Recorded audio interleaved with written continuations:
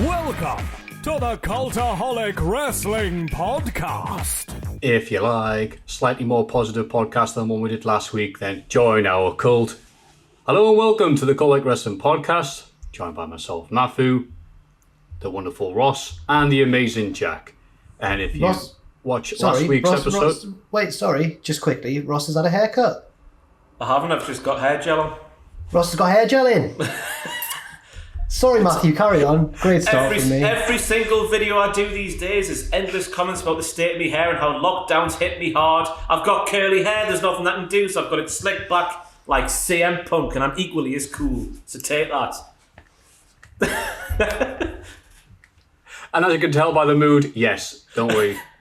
Contrary to last week's podcast, we're in a slightly more upbeat mood. And we thank you for all the wonderful comments we received last week. And we hope that we've helped some people during what was a week of poo. Gelled hair or no gelled hair.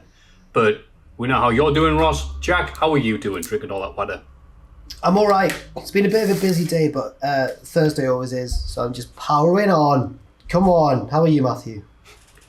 I'm also powering on. Come on.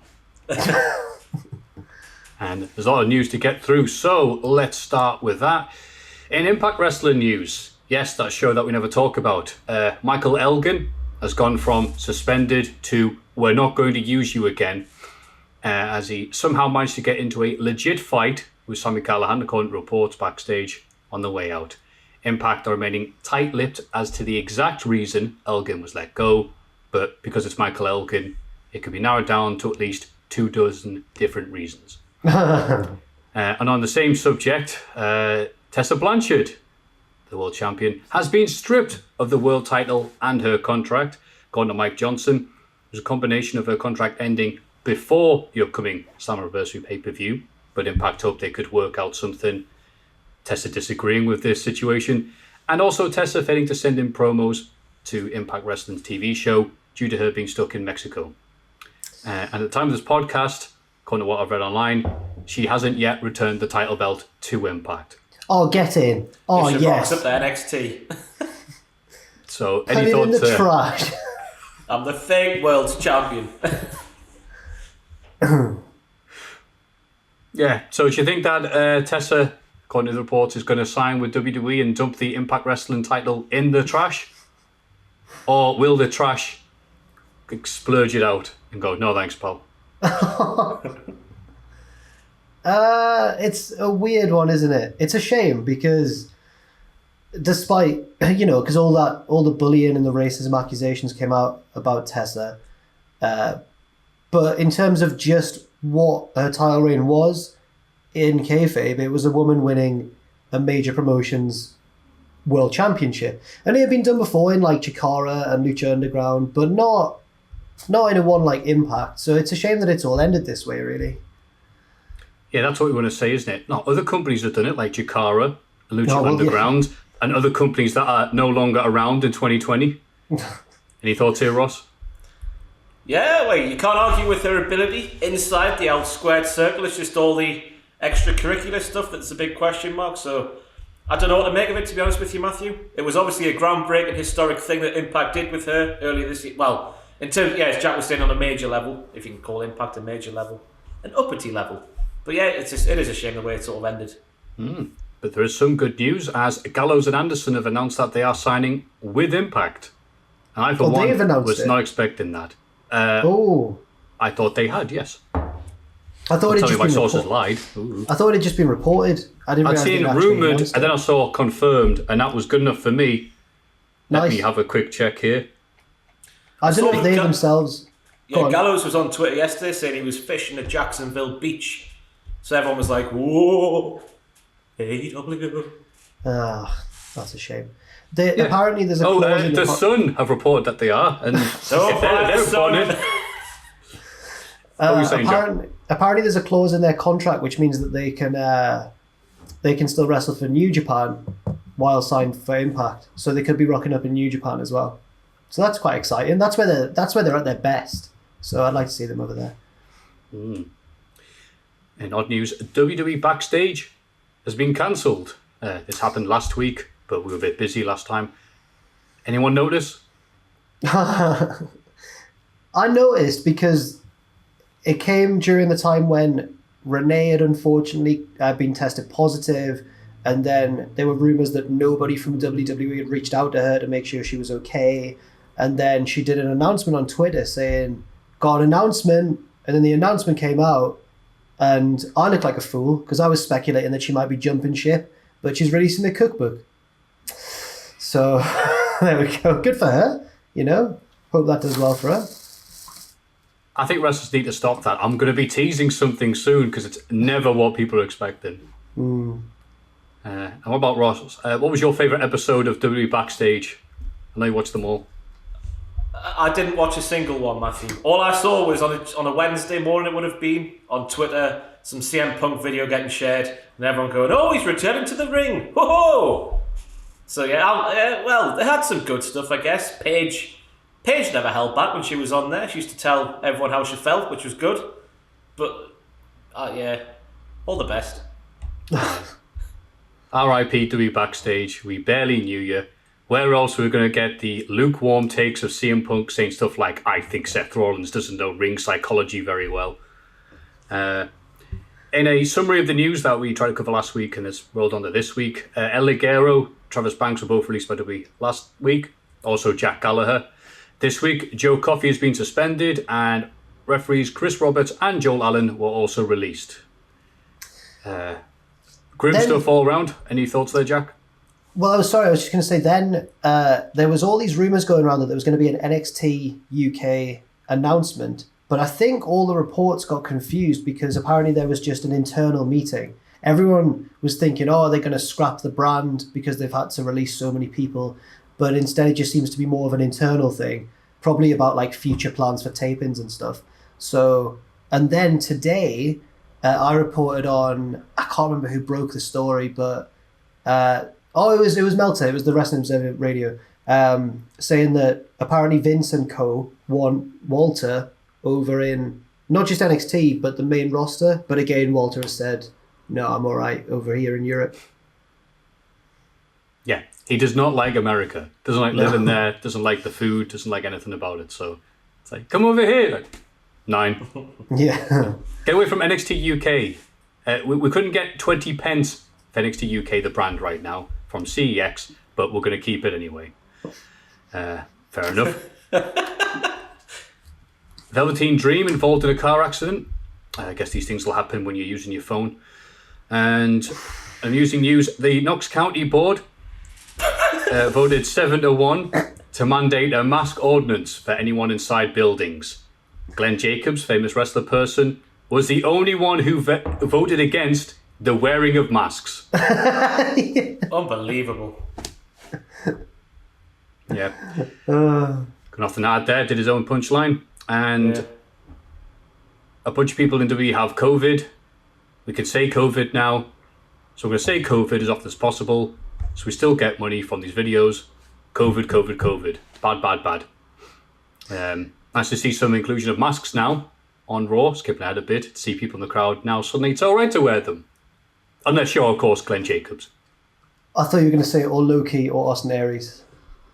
Who? Pair of tools. I've never heard of them. Okay. Do they watch the podcast? You never know. I don't want to get a strongly worded YouTube video from Loki standing dead still in front of his camera going, I will get you. He's so scary. He's such a sinister man. It's scary in the ring. Him reading the... I think you will find Jack the Jobber. I did not say those things. And actually, it's so scary. No, it's unnerving. He's like a robot. It's weird. Maybe he actually is, if he doesn't need a mask. Yeah, true. How great would that have been? I don't want to wear a mask. Why? Because I am not from this world. And the last bit of news, and on a positive note, famous wrestling personality, even Ross, admitted finally that Bret Hart was better than Shawn Michaels. I have a flop to the side. After many years of being in the Shawn Michaels camp, I've just been watching a few more Bret matches and a couple of more promos, because that was always the thing with me. It was always Bret Hart. Bit boring, isn't he? But he's not, is he? 1997 Bret strongly disagrees. Yeah, I know, especially 1997 Bret. So yeah, Bret's overtaken Shawn in my books. Ooh. And that upset a few people. Good. So What about you, Jack?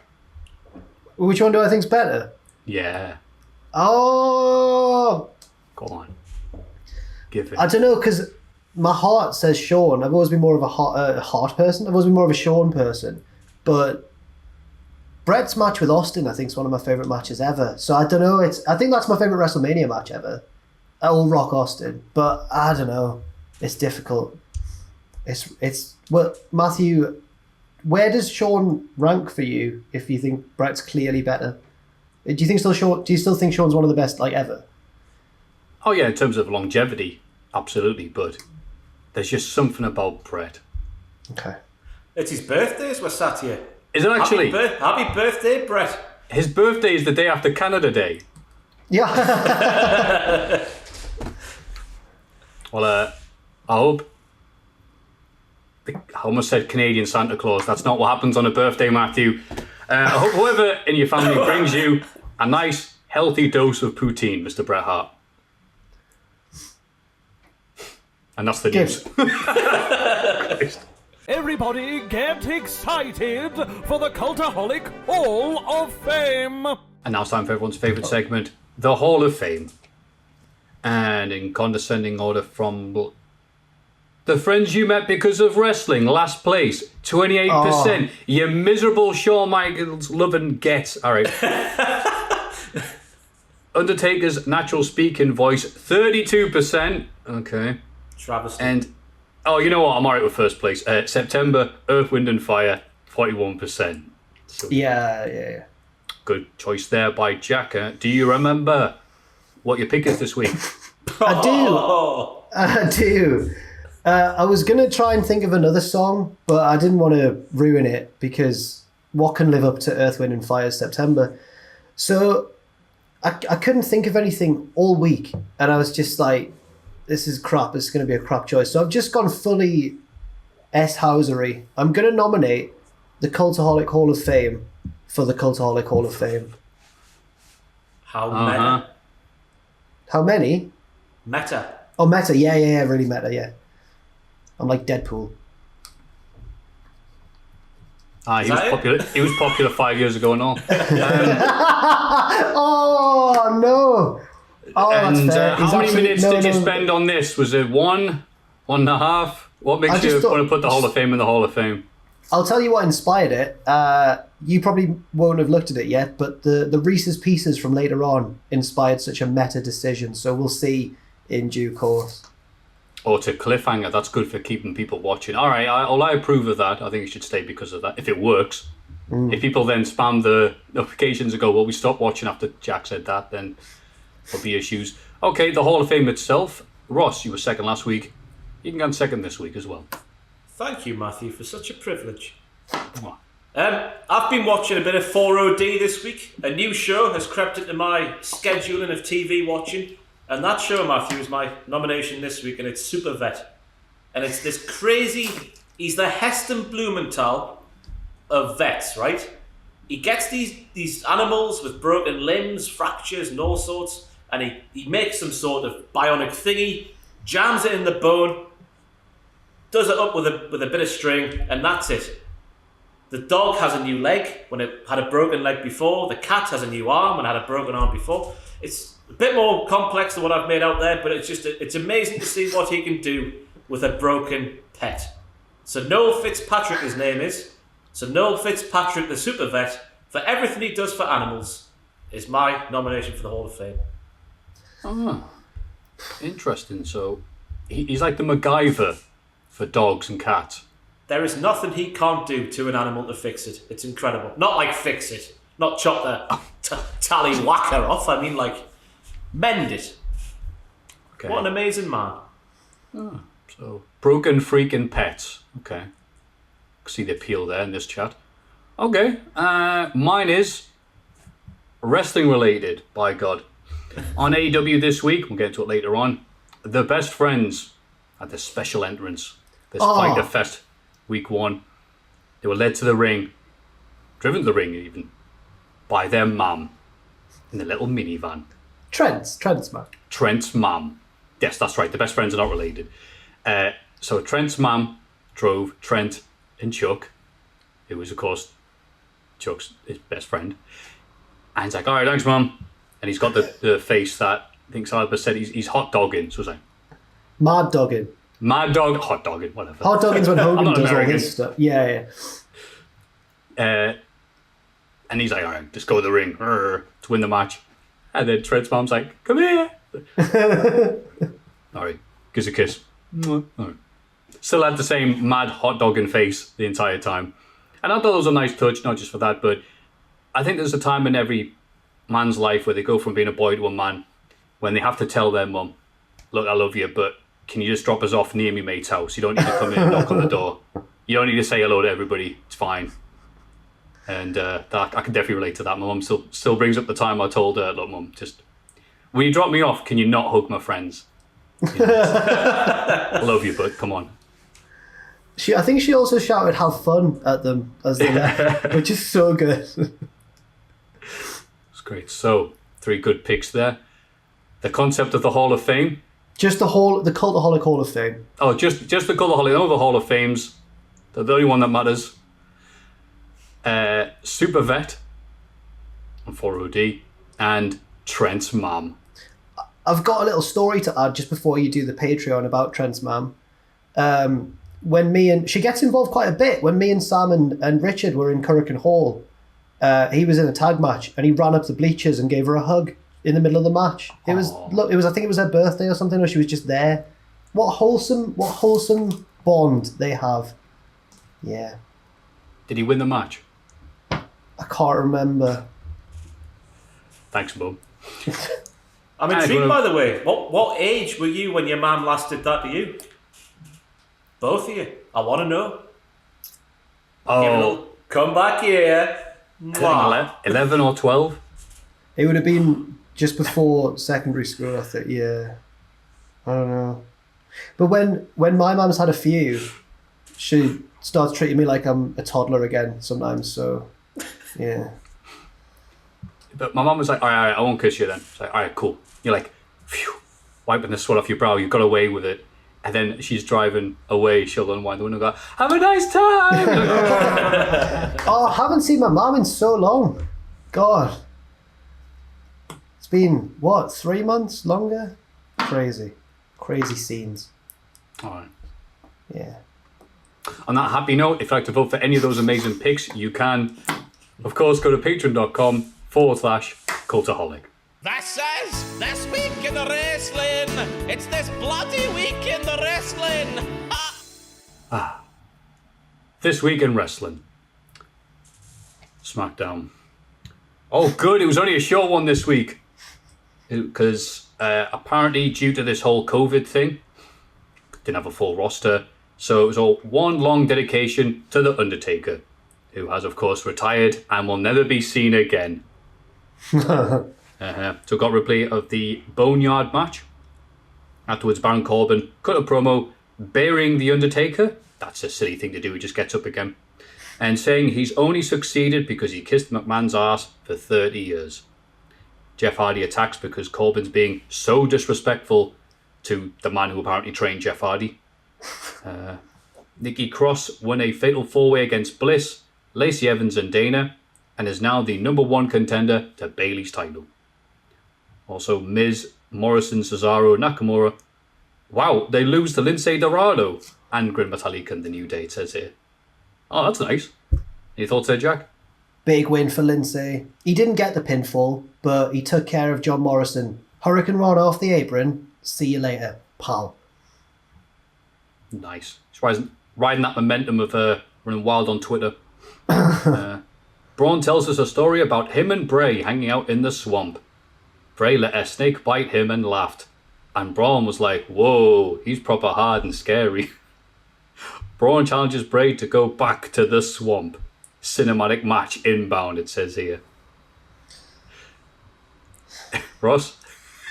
Braun's got a fantastically pervy voice when he wants to, hasn't he? That sends shivers down your spine watching him shake and sweat down the camera while speaking about that. Terrifying. But I guess they have to. Do they have to in this day and age with like the Performance Center in every single match looking exactly the same? Do they have to have one cinematic match per pay-per-view now? I'm against that idea personally, but I don't know about you two. Nah, I'm like you, Ross. The novelty is worn off, and there's no amount of super vetting that can stick the novelty back on. And Jeff and Corbin wrestle the main event, and Jeff wins. Corbin attacks afterwards, but gets beaten down by Jeff, Kofi, Big E, Strowman, and that Matt Riddle fella who made his debut last week. Okay. Yeah. Why is Jeff so... Did he ever talk about it in the past? I know he feuded with Undertaker when he was young, and Taker gave him like mad respect for like standing up to him. But it's a weird choice. Surely, I don't know, Wyatt or someone? Maybe not Wyatt, but why Jeff? Because he was healthy and around the arena at the time of this show. And I think that's that. On Monday Night Raw, we begin with a double contract signing between Dolph, Drew, Sasha and Asuka. Get that social distancing sorted out. Dolph says he made Drew, like how Undertaker made Jeff, and he'll destroy him. Drew lets Dolph pick the stipulation. Asuka and Sasha talk trash to each other, and Asuka attacks, sparking a brawl. The baddies bail, and the champions stand tall. It was a weird first half of Raw where they tried to throw lots of stuff together to make it look like a lot of things were happening. But then you watch the rest of Raw and you're like, no, there isn't. Who are you trying to kid? It's the magic of Brother Love. It's Brucey P's production style. Everything's interconnected, even if there's only 6 people on the roster. Any thoughts, Ross? I quite enjoyed... I know there wasn't much wrestling for like the first 40 minutes or whatever, but I quite enjoyed the way it came on the air with them just brawling. But my main takeaway is I want to see... I know general managers are played out, but I want to see Samoa Joe as the general manager of Raw because he's a bit different, isn't he? He's the general manager who no one would mess with because they know he'd rip their heads off if they tried him. So give it a go. Why not? He fit the role, in my opinion. Him stood there presenting the show. I could see it. Give it Joe till end of season.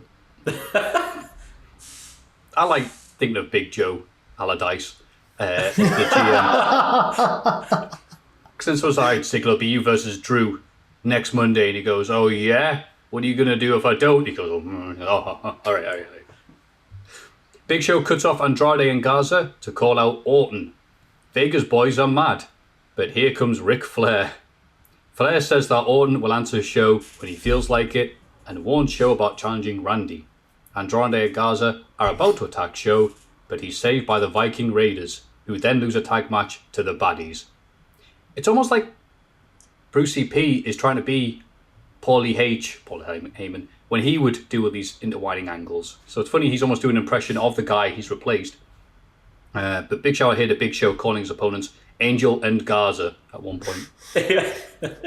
Ross He also called them Ferrari and Maserati at one point because they are both Italian. Is that what they was trying to say there? They're not even Italian? What the hell? No, I don't know what that reference meant. Yeah. Ross looked like he had something to say when Maffew mentioned Ric Flair. I saw Ross go like, oh my god. You should just leave the guy at home, shouldn't you? Yeah, he should. I think people have forgot he actually died for a period of time a couple of years ago. Like, that's not a joke. He did. He passed away for a short amount of time. Just leave the guy at home. He doesn't need to be there. He shouldn't be there, full stop. Just leave the guy at home. I was thinking, like, if you could, when this all started and they were talking about how, like, obviously old people are more vulnerable, who is the first person that springs to mind, apart from maybe Vince and Lawler, but who, like, do you think don't bring them to the show? It's Ric Flair. They brought him back. He was away for a bit and they brought him back now. It's crazy. And they don't even need him. He's cutting a promo that Randy Orton would just do better. Yeah. Ric Flair, he was on Raw this week going to Big Show. Randy just wants to manage your career and do this, that, and sort this out for you and do that for you. So the crux of this rivalry, from Ric Flair's perspective, is Randy Orton wanting to manage the Big Show, and that can't be right. Surely that's not right. Baffling. Yeah. I'm with you. And speaking of those names, this is unrelated to anything right now, but babysitting some people this week, and thank God Netflix for kids is a thing. It makes my life very easy. But I decided to put on the new Danger Mouse, and I've forgotten how sign of the times it was way back in the 80s or 70s or whenever Danger Mouse was on originally. The henchman of the villain is Italian, and his name is, because he's Italian and evil, Stiletto Mafiosa. What's I going? What? That can't be right. Go on Wikipedia. Oh, that's his name, is it? All right. So, big fan of Danger Mouse. That big show. The Iconics mock Ruby Riott backstage, so she challenges one of them to a match. Peyton Royce faces her and wins with help from Billy. And then Big Show beats Andrade and Garza in a handicap match after Baddies are gone. Whatever. Oh yeah, they're also like having issues between them, as well as issues with Big Show, as well as issues with the tag team scene, as well. What's going on there, Jack? Angel, Garza, and Andrade at the minute are like, who's a footballer I can compare? Like Owen Hargreaves when he was good, when he was everywhere. Or they're like David Beckham in that match against Greece when he was over on the left wing and he was chasing the ball around everywhere and just doing everyone's job for them because there's so few people. The Andrade and Garza are just doing just everything. It's weird. Like Michael Jordan in that Last Stand documentary we love so much. Oh, hey, no, Dennis Rodman got some crucial rebounds, so... That's true, yeah. And there's, Michael Jordan, Dennis Rodman, and the rest. Scottie Pippen. I know, I'm not being serious. Sorry. I don't need NBA Twitter mad at me as well as wrestling Twitter, Jesus. MVP is offended that Apollo Crews turned down his offer of mentorship and then beats him in a match. Lashley helps a bit, but still. Lashley locks in the Phil Nelson afterwards, but Ricochet and Cedric Alexander run out to save Apollo. Lashley then beats Ricochet in a match and batters Cedric just for fun. And I really like that match between Ricochet and Lashley. I see Ricochet spin around like a Beyblade for Big Bob. And sadly though, Lashley's ear did pop open, like when Kimbo Slice fought James Thompson. Yeah. And just carried on regardless, bless him. Any thoughts there, Ross, on any of the stuff I've just read out? Really enjoying Bobby Lashley just smashing folk. Really enjoying that. But I found MVP beating Apollo Crews a bit too weird. Because as we're sat here in 2020, MVP's a manager, is he not? And I know Bobby Lashley sort of got up on the apron, but he didn't touch Apollo Crews. So I think Apollo Crews, if you're going to push the guy, I know maybe, is he a sympathetic babyface? I'm having a game of tennis with myself here. I don't know, but he shouldn't be losing MVP is my point. But we need to shout out, by the way, Peyton Royce's new finisher. Whoo! Yeah. Whoa, that was going to be my Hall of Fame nomination until I saw Big Noel doing his work. It's like a brain buster. Spinning brain buster, yeah. Bloody hell. I'm all right with Apollo losing if it means that it goes, you know what, MVP? You're right. And they join together. If not, then Apollo Crews sucks. Then Ziggler and Banks beat Asuka and Drew after Sasha reverses the Asuka lock into a pinfall. It's a sad ending to Raw this week, like WrestleMania 2000. Topes lose. Unhappy face. Topes lose was for you and for Richard Tubman if he's listening as well. Thought I'd throw in a bit of an obscure Simpsons, not an obscure one, just a Simpsons reference there. That's right. Topes the Cultaholic lose. Wrestling Podcast and the audience of two. I appreciate that, Jack. Fyter Fest Part 1. MJF cuts a nasty promo on Jungle Boy and Luchasaurus as soon as his microphone started working. But the goodies beat him and Wardlow after a miscommunication between the bad guys. It's a recurring thing this week. Cody retains the TNT title against Jake Hager after immediately reversing his submission in pinfall. Did I leave out one of the matches there? We've skipped one, sorry. I scrolled down too far. Hikaru beat Penelope Ford. I really struggled to do the Booker T pronunciation there, sorry. In a match with loads of near falls and brief unsuccessful interference with Kip Sabian in what was easily Penelope's best match on AEW. And they say that every week she's improving by the bucket load. What do you think, Jack? First of all, the first match, I really, really enjoyed that. It was such a classic good guys, bad guy. Because, like, how are you going to get more heely heels than MJF and Wardlow and more happy baby faces than Jungle Boy and Luchasaurus? It just worked really well. I liked how they kept up the whole Batista angle with Wardlow. Like, he's going to snap at some point. We're just waiting for when. And then the second match, I really enjoyed it, and I agree it was probably Penelope Ford's best match since joining AEW. But I think if that match had happened on an NXT TakeOver, everyone would be slagging it off because there were so many kickouts and so many near falls, like down the stretch. A lot. She kicked out of the Falcon Arrow. No one kicks out of the Falcon Arrow. True. Ross, any thoughts on the three things I read? Penelope, her Matrix Trish Stratus-esque thingy when Sheila did the dropkick off the top rope. Woo! I enjoyed that match the most, I think, throughout the whole night. Is that too much of a bold statement? I thought that women's match was maybe match of the night. Maybe. No, you're not bold. You've just done your hair, you've said. Also, like Cody coming out with his Great American Nightmare shirt in the design of the Great American Bash. Thing there, because I don't know if you've read, but these two brands are feuding, and AEW was mad that suddenly, out of nowhere, Great American Bash is back for 2 weeks. And it's the same 2 weeks as Fyter Fest. Finish was weird as well. Yeah, it was a weird one, but Cody has to have these, when he's doing his big match, like the 100 guys run out and do interference, and those matches only really work if there's a crowd to give a damn. Otherwise, it's just the commentators going, whoa! And you're like, okay. Oh, what can do we we just make of mention... Sorry, go on. We're going to talk about Jericho? No, I was going to talk about Hager's entrance, his introduction from Justin Roberts. Oh, well, I've not those. Oh, yeah, how do you not notice? What did he shout? He is rock hard. Take Hager. I just thought where you just mentioned commentary there, Jericho was so like amped up this week. He was shouting over everyone. It was brilliant because it's Jericho, but he was so, you could tell he knew like, we've got to get one over on NXT. Come on, and he was also wearing that lovely Canadian suit jacket. It was wonderful. In honor of Bret Hart. How Right. nice is that? Private Party beat Santana and Ortiz to become the #1 tag team contenders. And this is followed with Omega and Hangman retaining the tag belts against the Best Friends, in brackets, and the Mum. Then FTR offered them a beer afterwards, which Kenny pours out. It almost results in a fight, but the Bucks come out to calm things down. Lots of tension, it says here. I forgot to mention Taz's promo as well, sorry. I was going to say as well, but why don't you go ahead, pal? Taz comes out with Brian Cage and cuts a promo, and he's just firing shots everywhere. And Twitter exploded saying that he's a bully and they shouldn't pick on poor little WWE.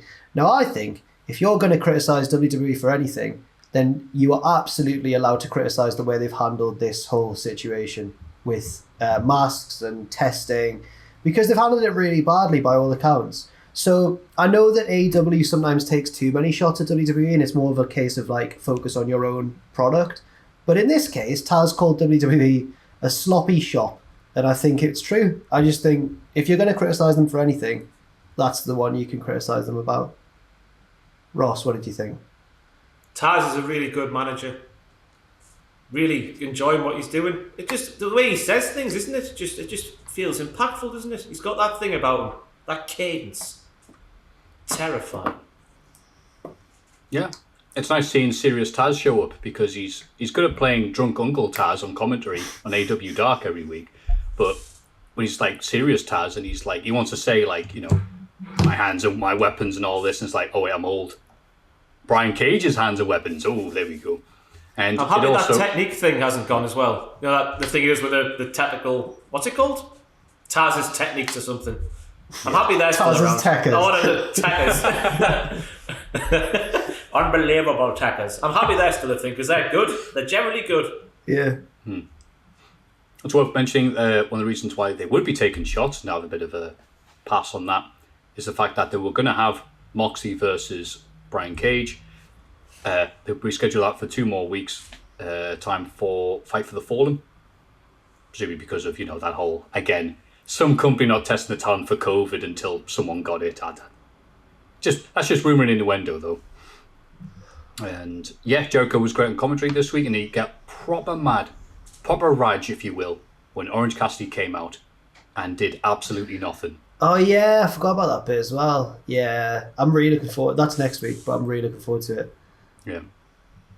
So yeah, it was a good 2 hours of proper action. I would have actually liked it if there were more silly angles and more Britt Baker, but I guess that's what they're going for this special night.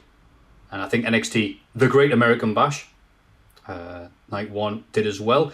Tegan Nox beat Dakota Kai, Candice LeRae, and Mia Yim to become the number 1 contender for the women's title. Any thoughts there, Jack? Because you're the NXT guy.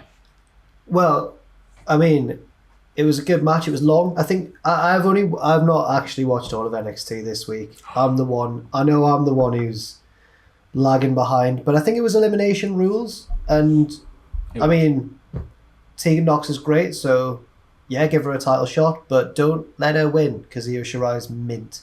Ross. I haven't had the chance to watch NXT yet because I've got 25 other things to do on a Thursday, but I've seen one bit, and Sasha Banks' dog is lovely. Yes, and those 25 things are Super Vet. I wish. Timothy Thatcher submits Wonnie Lorcan and refuses to break the hold after match because he's a nasty pasty. That's what they would say here. Yeah, I liked this match. I was excited for it. Loved Timothy Thatcher, loved the Thatcher's Thatch can stuff. Didn't know why the crowd was chanting USA for Wonnie. I don't know if I've missed something here. Timothy Thatcher is an American. I know he spent most of his career in Germany, but oh well. Rhea Ripley beat Robert Stone and Alia in a handicap match, meaning she doesn't have to join the Robert Stone brand. Comedy match, wasn't it? Ha ha ha, it was. Robert Stone doing the old Gil thing from Simpsons, which I think you said last week. What? You know, old Gil? Yeah. Yeah. Did you say that last week, or?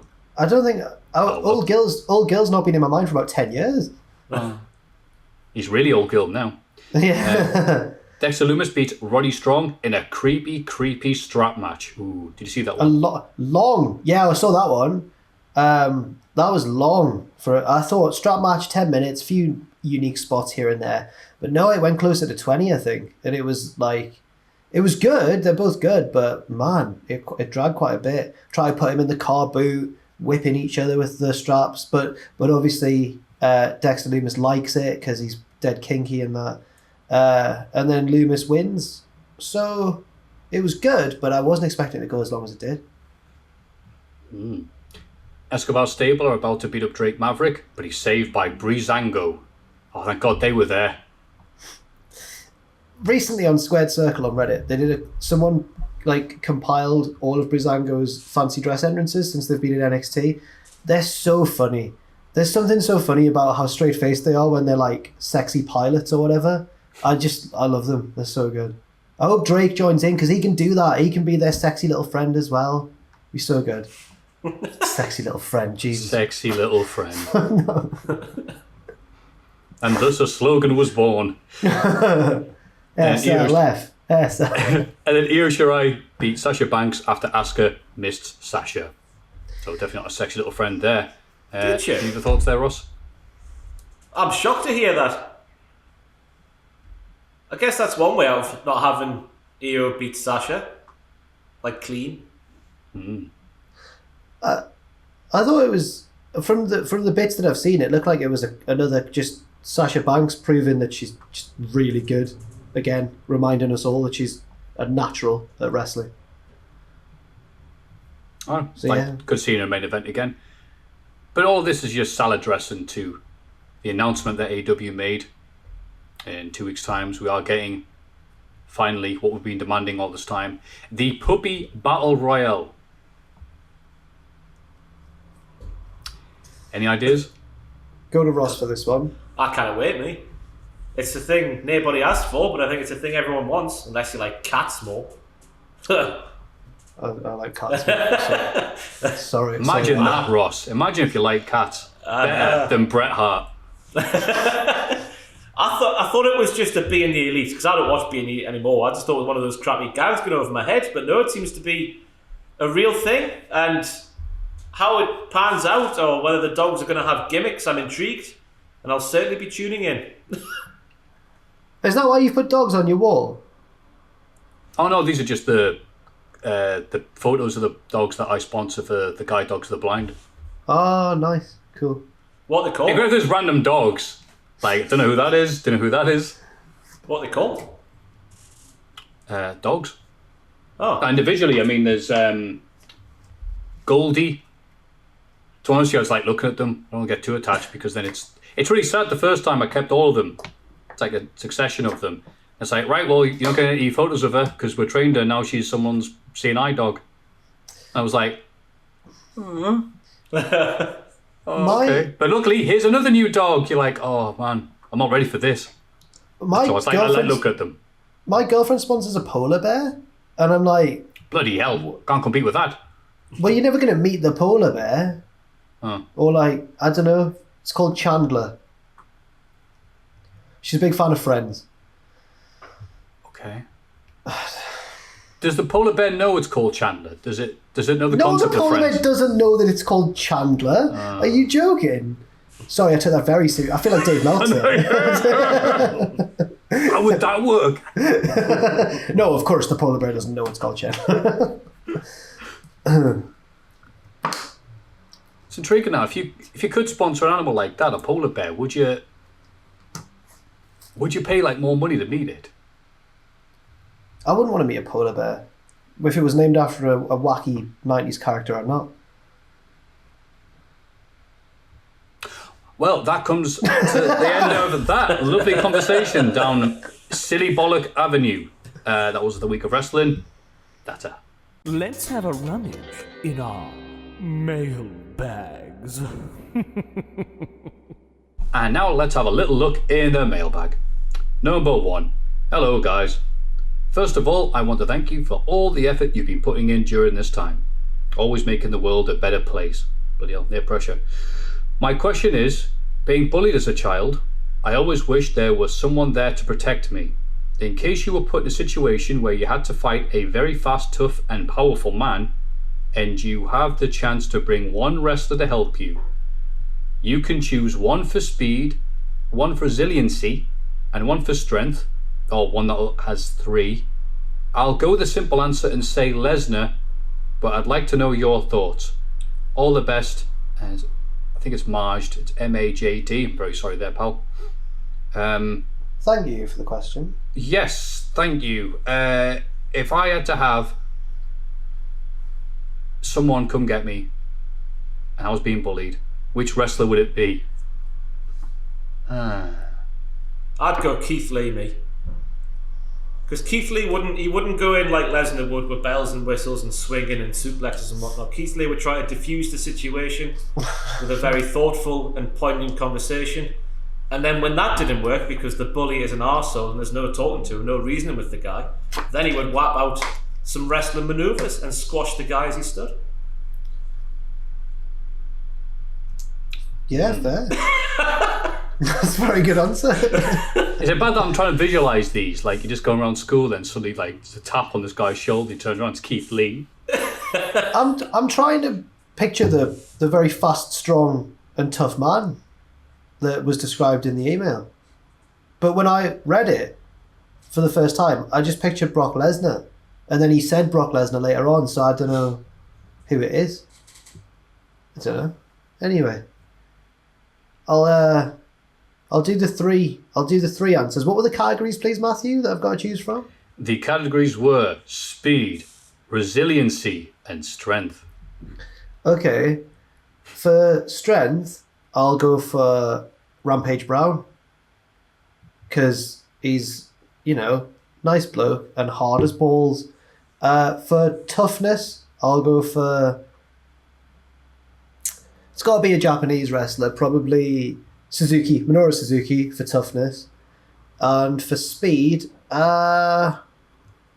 Steve Blackman. Does he count? I know he didn't fly off the top rope or anything, but when he was doing all that, Steve Blackman for speed. Yeah, it's mine. Yeah.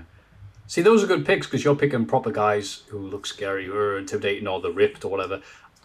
I'd pick someone like Terry Funk because there's people like him in Bish. Keith Lee is not from Bish. Steve Blackman, not a Bish lad. Terry Funk could be from Bish. So it's realistic that he's not going to show up this one time.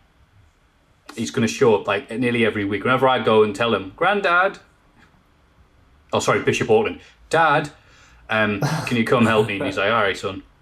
I'll put that lad that I picked on you, I'll put him in a spinning toe hold. I think I'll put him through a flaming table. I was thinking like ECW era Terry Funk. Yeah, but if you start off with that, you'll have to do it every week. Terry Funk's also got a disarmingly nice voice. Yeah. You're like, oh, calm down, guys. Come on.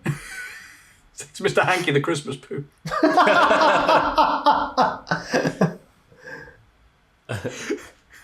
Number 2. Greetings, fellas. With the amount of cinematic matches going on during the strange time, I ask you, when crowds do return, will WWE continue doing cinematic matches or will they be scrapped? Also, thanks for keeping me and thousands of other people entertained through this tough time. Shawn from County Meath, Ireland. I hope so. You have the thoughts there? I think Ross is nodding. He is. See, I wasn't lying. Jack. I don't like them. I think they're silly.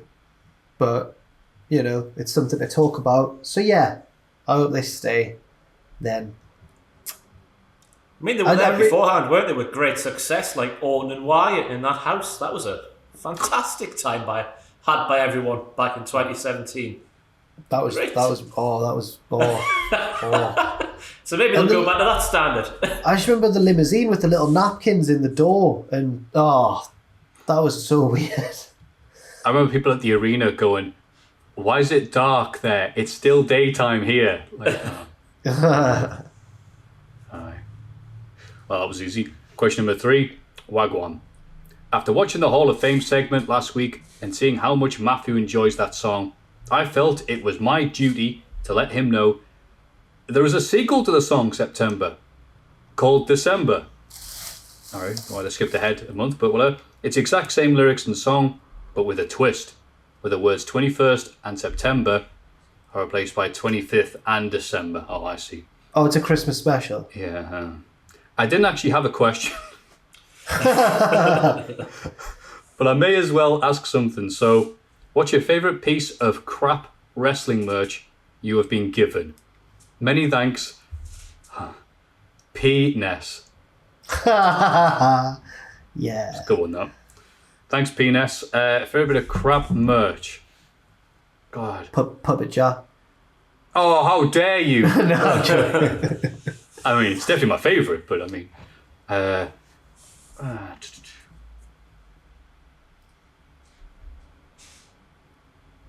just going through my dirty wardrobe. Stuff that I've kept as well. 50 Shades of Botchamania. I've got one. It's dead silence. Go on. Sorry. Remember back at the old place, Kenny got us all Christmas presents one year. Oh yeah, he did. He got me a JBL figure, and he had a note attached. He said, "Always remember, you're better than him." Not so much the figure, but the note. There you go. That'll do you for mine. Oh, I know. Go on. My friend, for his Secret Santa at work, unrelated to me, got a signed 8x10 of Michael Cole. And it came with a certificate of authenticity, in case you thought it was a fake Michael Cole 8x10. And he loved it so much that he gave it to me, so it's actually appeared in the background of some of the videos. So Scott Brisé, famous Cultaholic fan, he got me a signed Jerry Lawler print, which I've got over there. It says, "To Ross, you rule," from Jerry Lawler. Just sent it to me on the blue one day. That's lovely. Yeah. I like Scott. Scott Brisé is a lovely man. I've got to give a shout out to Finley. Finley's not Finley Martin. Finley without the D. Finley's like Scott Brisé. He's been a fan of us for a long time, and he once got me a Steve Blackman 8x10. So that was a great one. That wasn't like Michael Cole. For rubbish wrestling merch, Kenny that same Christmas got me an Alberto Del Rio action figure, because he was the first wrestler that I'd ever interviewed, because they really threw me in at the deep end, and he was a terrifying man. And Kenny attached a note saying, "You never forget your first." So that was nice of him. But he also got me some WBF old VHS tapes that looked really pornographic on the front. So that's my worst wrestling merch, or what if it's wrestling related. WBF's got bragging rights there. Why? Because it's the WBF. I don't know where he found them, but the front looks almost pornographic. There's some very large men on the front of that VHS tape. I should get in a tape trade. And try and swap them for something better, and then work my way up and become a proper fan. We'll back page of Power Slam magazine. We'll trade Alberto Del Rio action figure, in brackets, only used once, for second WF tape, so I have all the set. Well, those were definitely some questions we received this week, and if you'd like to send any next week, don't worry, you can. Please send them to mailbag@cultaholic.com.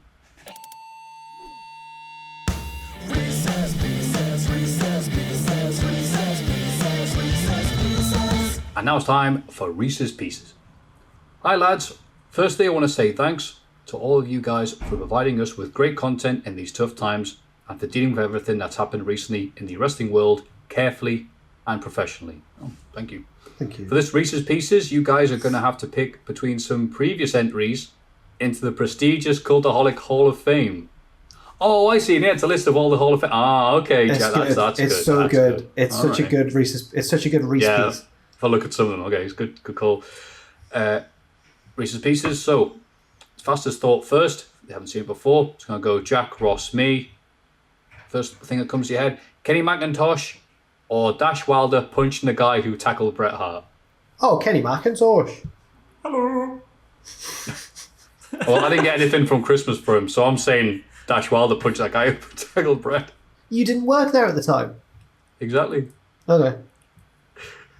But again, can we just reiterate that somebody felt the need to tackle Bret Hart when there was every hard bastard in wrestling surrounding the little ring? It was amazing when they didn't arrest him. It was just a head and like two hands. Anyway, home bargains or Kevin Owens dive off the Raw stage? Oh, I forgot about that. Kevin Owens dive off the Raw stage. There's nothing I hate more than shopping at like IKEA or Home Bar. It really gets me down. I hate it. I know, Ross. I'm sorry, but I just all day. no. a trip to Home Bargains is an event in itself. You never know what you're gonna get, what you're gonna pick up, do you? It's magical. Yeah, Toys R Us for adults. Xavier Woods singing Batista's theme or Maffew falling off his chair? That's a tough one. They're two top seeds, them. I've got to go for... Whenever I think of either, they both make me smile. But I've got to go for probably Woods singing Batista's song. Yeah, I'm going to go for Woods as well. If you went fully off the side of the chair, I'd be saying a different answer. But you saved yourself thanks to that, Walls. I've got to go for Woods. Yeah. Next time I'll fall properly. Yeah, I'll go with Xavier Woods. Must try harder. Chris Van Vliet or Jack's basketball nemesis? Oh, my basketball nemesis. It's got to be. I'll go Van Vliet. I don't know who the nemesis is. I don't know who he is either. The nemesis, just because of the story you told. You told it so well, like like watching an anime and the guy's like, for 15 years I've trained for this. Oh, we're both stood on a basketball court in the middle of like a wasteland, just a desert. It's that sideways shot where you both look at each other and it's just you in a silhouette. Like, yeah, and then like there's a split screen of both of our eyes narrowing. Just Todd the Rabbit or Pax promo on the steps in Newcastle? Oh, I've never met Todd the Rabbit, and I feel bad not picking him. But I'll go for Pax promo because it was that sensation of like, that's all. Say that. Like whenever they announce Pac has been from Newcastle upon Tyne, I'm like, oh. So I'll go for Pax promo. No pressure, Ross. I'll go for Todd. It's a lovely rabbit. The best rabbit I've ever met. Fair enough. Met lots of rabbits, me. Todd's the best one. I'll gamble with Pac because I've met better rabbits. Woo! The Fiend Bray Wyatt or Stillwater? Stillwater. Still water all day long. Stillwater. It's tough, but I think I'll go with The Fiend. What is your beef with Stillwater? Nothing. I've nothing against Stillwater. It's just the fact that so many people are strongly against Sparkling Water. And I know to anybody on Twitter who asks me with one of the 3 good Sparkling Water jokes that people put on that get recycled, every time you at me on them, I go out and buy more Sparkling Water. Anyway, Charlotte's knee to Ronda. Oh, that was good. Or Sam Driver. Oh! Well, I'm going to have to go with the one that's had more impact on my life. So I'm going to go for Charlotte's knee to Ronda Rousey. No, I'm going for Sam. I can't not go for Sam. I'm going for Sam. Still being married to the bloke, I'm going to go for the one that brings me the most joy in my life, and that is Charlotte's knee. I hung out with Sam last week. And I think you two have been very silly because he's a lovely guy. But Charlotte's knee to Ronda. Oh, the bait and switch. Oh, masterful. Salty Bret Hart or Naked Attraction. Oh my god. Salty Bret Hart. What a terrible show. What is any particular Salty Bret Hart? Because it was the promo he cut about the masked fella. I forgot his name. Oh, El Dandy. Yeah. Oh, Dandy. yeah. Oh god, that then. Yeah. Salty Bret Hart. KSI. Oh man. Or Ross's jeans. Out of all the Hall of Fame picks, the most famous of all I feel is Ross's black jeans. So I'll go for Ross's black jeans because it's the Shawn Michaels / Bret Hart of the Cultaholic Hall of Fame. Thank you for those words, Jack. It's alright. I'll go for my jeans as well, mainly because I've forgotten what it feels like to wear them. I've not worn a pair of trousers since lockdown began. I've had shorts on every single day. So spoiler for next week. Ross's short Hall of Fame. KSI, because he's keeping me relevant. Questions on the UK theory test. Oh, I remember that one. Or William Regal shouting, War Games. Oh, War Games. Yeah, War Games. He's gone for War Games as well. War Games. Oh, sorry. Your mic's cutting out a bit. Apologise there, mate. I'm going to go with the UK theory test because I was only speaking about this the other day with someone. You see a stop sign. What does this mean? And the guy's getting like, oh, I've got 4 options. Gutted. 1, stop. 2, stop on Wednesdays. Stop after 5 p.m. The guy's like, oh, whatever. And then answer number 4, she says, you're not picking this one. Tamatonga or J&J Security? I'll go for Tamatonga because he's a nice bloke. Yeah, Tamatonga's a lovely fella. I'll pick Tamatonga as well then, just to be nice. Big Show's Big Chair or Botchamania? Oh, well, I've got to go for Botchamania, haven't I? Botchamania. I'll go for Botchamania too. Well, I'm picking Big Show's Big Chair because I look like a fanny if I pick myself. And Wonnie Lorcan and his massive finger. Oh, yeah. Or Captain Tom Moore.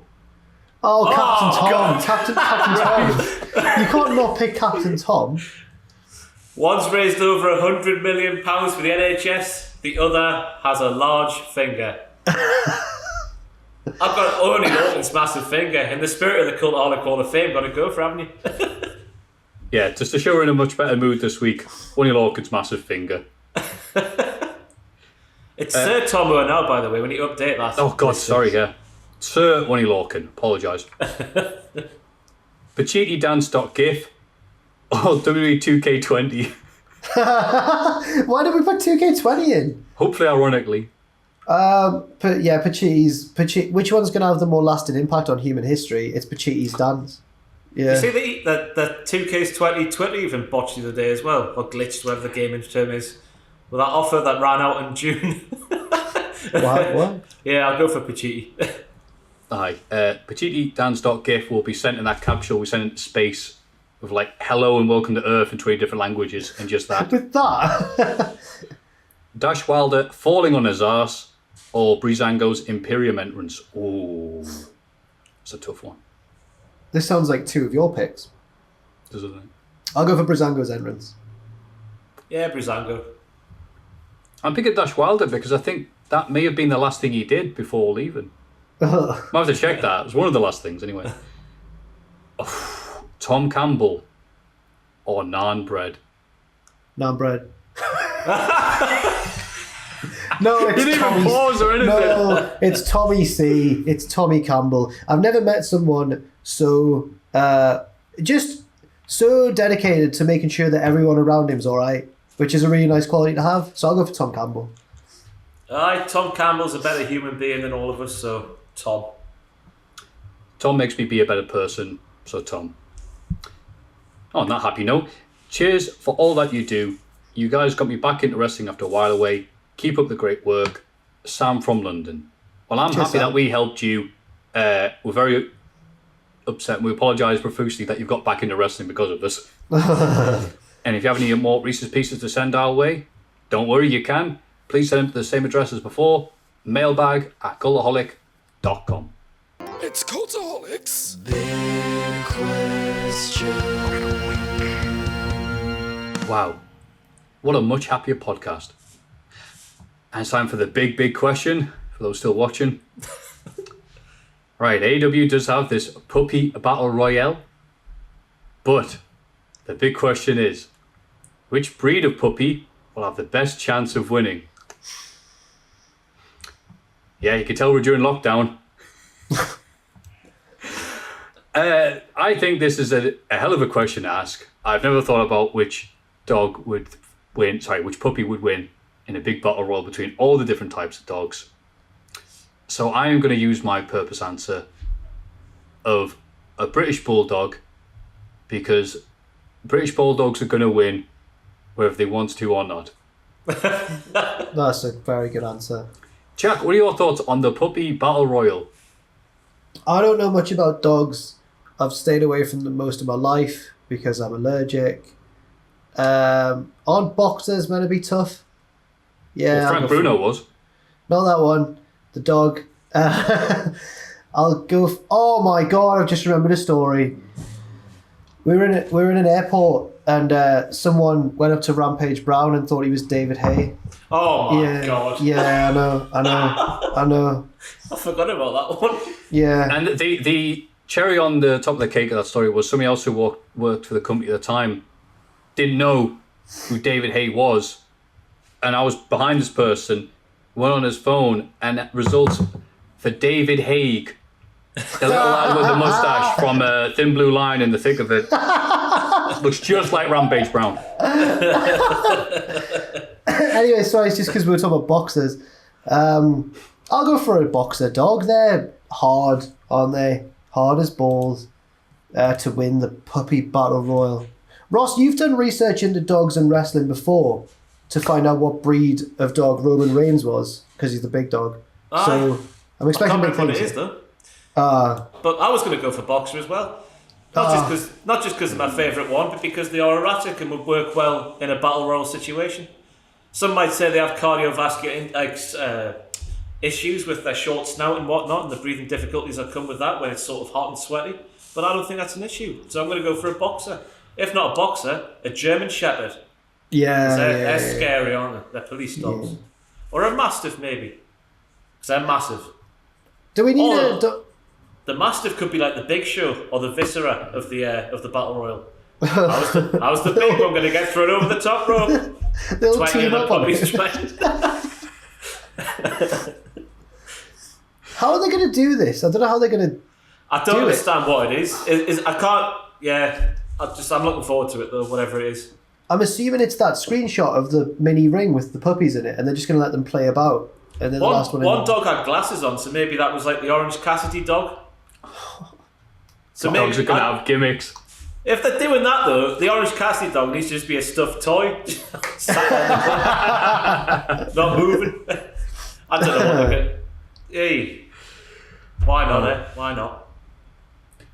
I think a Cocker Spaniel would be good because he'd be like the Kenny Omega type, just going back and forth and whizzing around. One of those farm dogs that's not supposed to be owned by home people. Yeah, it's going to be fascinating to see how this works. If it is just, look lads, lockdown's a thing, we're just going to have a bunch of puppies and we'll pretend it's wrestling, have Chris Jericho, Gan Raj. and she hadn't spotted dog over to get us all excited, then I'll be all right with that.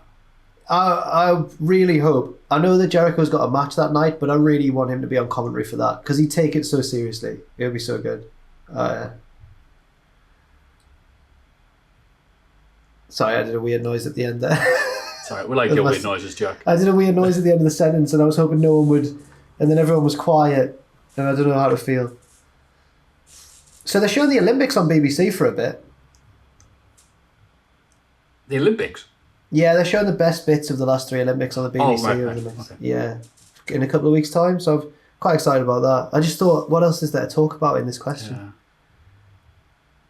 I mean, we did mention the likes of like Rottweilers or... Oh, right, sorry, we're doing the maybe dog a thing. pit bull with a bad upbringing. 'Cause that's why pit bulls are bad, but the surroundings that they're brought up in, of course. Oh, look at him now. He always rocks up at WrestleMania. Imagine if he came in and won. Start singing Mr. Green Light when he won. Mr. 305. Oh. I can't wait to see like the bit of part of Wrestling Online, like the Cornets talk about, like, God damn, you see that episode? Oh, all the dogs in wrestling nowadays, they're all greyhounds, they're all cardio near spot. My day was golden retrievers. These dogs don't know psychology. I just imagine Arn Anderson producing. Are you seeing here in the puppy? William. I'm just trying to think of dog wrestling names. All I've got is William Beagle. Yeah, that's very good. Oh, come on. You can do this. Oh, the pressure's insane. I know, right? Oh. It's alright, there's only 3 people watching at this point. Oh, Someone no. could have a finisher called the Wolf Rider. Yeah, that's good. Oh, no, I'm struggling. Or the Bulldog as a finisher. The Golden Retriever Marie. That's good. I approve of that. Try But remember that video that went around last year where it was the bulldog hitting a bulldog to a kid off the stairs? No, I've not seen that. Oh, it was great! Because they're at this little park and this dad's, film this kid doing whatever, and the bulldog goes down the slide and the kid's, going about half a mile an hour, so they're going, meow, and like gets his little paws up, so it hits the bulldog and the bulldog. The Chihuahua Hugh McDaniel. Look, I'm trying my best. The Chihuahua Wahoo McDaniel. I pulled Wahoo McDaniel out the bag. That's decent. I like the effort. Thank you. This is hard. End the podcast, I was Matthew. going to go for one more. It's just, whatever, who we can. Dave Mastiff. Woo. There we go. Well, that was 30-something, wasn't it, ladies and gentlemen? Thank you very much for watching. If you have any questions or thoughts, to be honest with you, these are any questions at this point, you can send them to mailbag@cultaholic.com. You can, of course, vote for the prestigious Hall of Fame by going to patreon.com/cultaholic. But we're all knackered. So, Ross, anything to plug? No, not at this time. I've got notes. There might be a tier list, there might not be. I don't want to confirm or deny yet. Ooh, the tension. Jack? Wrestlers of the Week will already be out today at the time this video goes out. And Mine and Owen's Football Manager streams are still every Wednesday from 6 p.m. We're about to start the season proper. It's taken us 2 streams to get through pre-season, but it's all looking good. Will Grigg has scored in every game of pre-season. Will Grigg is on fire. Yeah, I know. I don't want to talk about real life Will Grigg. No one does, which is why you have been watching the Cultaholic Wrestling Podcast. And the way we always end these episodes, because we haven't thought of anything else better to do, is to put the hands near the webcam. Oh, like that, isn't it spooky? Wow, it's like Doctor Who, circa 1973. And at the count of 3, like to end the podcast with 1, 2, 3, join us. Banga, banga, banga, banga, banga, banga, banga, banga, banga, banga, banga, banga, banga.